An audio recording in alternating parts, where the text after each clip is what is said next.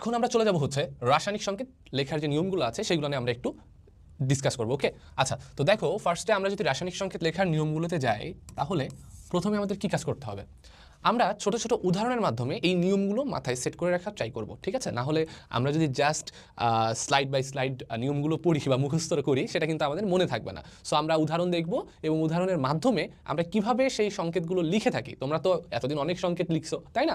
So ওই ছোট্ট উদাহরণটার মাধ্যমে আমরা ট্রাই করব সংকেত লেখার যে নিয়মটা আছে ওই নিয়মগুলো মনে রাখার বা মাথায় সুন্দর করে সেট করে নেওয়ার, ঠিক আছে? আচ্ছা, ফার্স্টলি দেখো তো, আমরা যদি একটু লক্ষ্য করি, ধরো নাইট্রোজেন অণুর সংকেত তোমাকে লিখতে বলা হইলো, তখন তুমি কি করবা? N2 লিখবা, তাই না? তাহলে ভাইয়া আমাদের প্রথম যে নিয়মটা হবে সেটা হচ্ছে, আমরা যখন একই ধরনের পরমাণু নিয়ে কোনো অণুর সংকেত লিখতে চাইবো, কি বললাম? ফার্স্টে আমরা দেখব হচ্ছে যদি একই ধরনের পরমাণু দিয়ে কোনো অণুর সংকেত লিখতে চাই, একই ধরনের পরমাণু দিয়ে গঠিত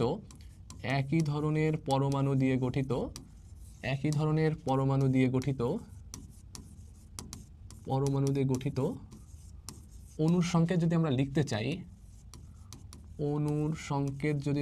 চাই, তাহলে কি করতে হবে?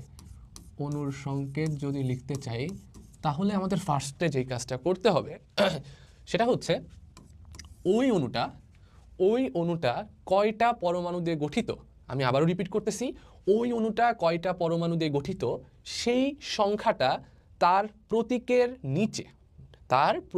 নিচে ছোট করে লিখতে হবে। আচ্ছা, নিচে না বলে আমরা পাশে কথাটা বলি, নিচে বললে অনেকে আবার পুরোই নিচের দিকে বুঝতে পারো, আমরা বলবো ওই প্রতীকের পাশে তার সংখ্যাটা ছোট করে লিখতে হবে। অর্থাৎ যেমন ধরো নাইট্রোজেনের কথা যদি আমরা চিন্তা করি, নাইট্রোজেন অণু কয়টা নাইট্রোজেন পরমাণু দিয়ে তৈরি ভাইয়া?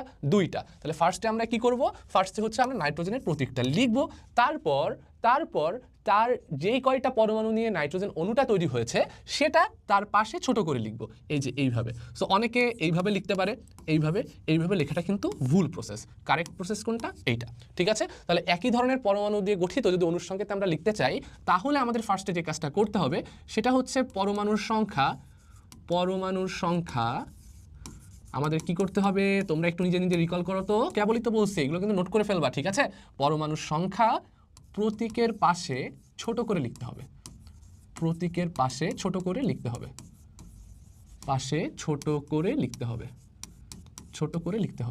ওকে ভাইয়া, ছোট করে লিখতে হবে, বুঝতে পারছো? ছোট করে লিখতে হবে, ক্লিয়ার? ছোট করে লিখতে হবে। আই থিঙ্ক তোমাদের ক্লিয়ারলি এইটা